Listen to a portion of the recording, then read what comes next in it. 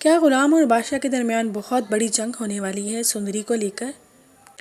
अब तो खुलने वाले हैं बहुत बड़े राज, जिससे सबकी जिंदगियां हिलने वाली हैं। गुलाम सुंदरी को अपने घर क्वार्टर में ले तो आया है। जब रात का टाइम होता है, वो दोनों बैठे हुए होते हैं तो सुंदरी गुलाम को कहती है कि मुझे तुमसे एक बहुत ज़रूरी बात करनी है डॉक्टर। गुलाम उससे कहता है बोलो।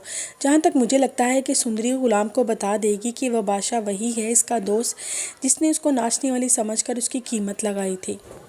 और सुंदरी फिर उस बादशाह के मुंह पे ज़ोरदार थप्पड़ भी लगा देती है।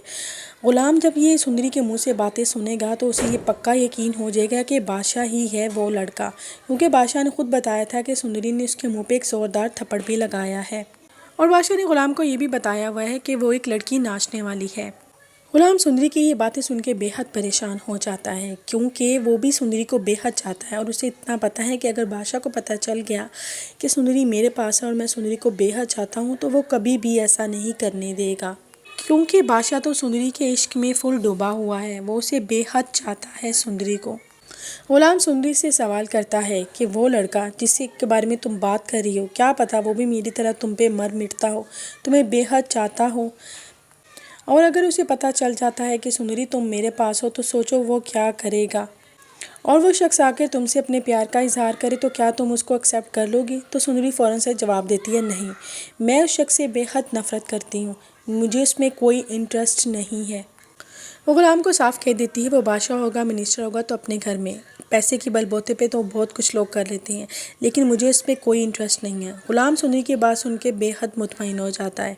लेकिन बादशाह फिर भी सुंदरी से एक सवाल करेगा, देखो सुंदरी, वो बादशाह है, वो इस हवेली का सरदार है और मैं गरीब व मामूली सा अदनी ग़ुलाम। देख लो कल को तुम्हें अपने अल्फाजों पे पछताना ना पड़े।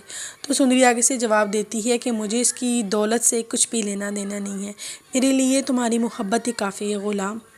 वो साफ कह देगी सुंदरी सिर्फ़ और सिर्फ ग़ुलाम की है। ग़ुलाम भी फिर अपनी मोहब्बत का इजहार करता है कि सुंदरी, मैं तुम्हें किसी के साथ नहीं देख सकता।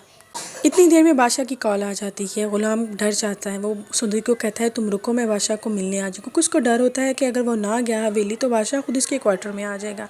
उतनी देर में गुलाम बादशाह के पास चला जाता है। बादशाह से कहता है चलो सुनाओ, क्या तुम्हें वो लड़की मिली।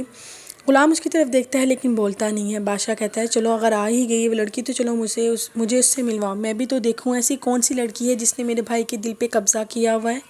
बादशाह जैसे ही उठ खड़ा होता है तो गुलाम फ़ौरन बादशाह को रोक लेता है, कहता है कि नहीं, मुझे वो लड़की नहीं मिली। वो साफ झूठ बोलता है और साफ मुकर जाता है। बादशाह एकदम से गुलाम को गले लगाएगा और उसे कहेगा क्या तू भी मेरी तरह सारी ज़िंदगी शराब होकर उसे ढूंढता ही रहेगा।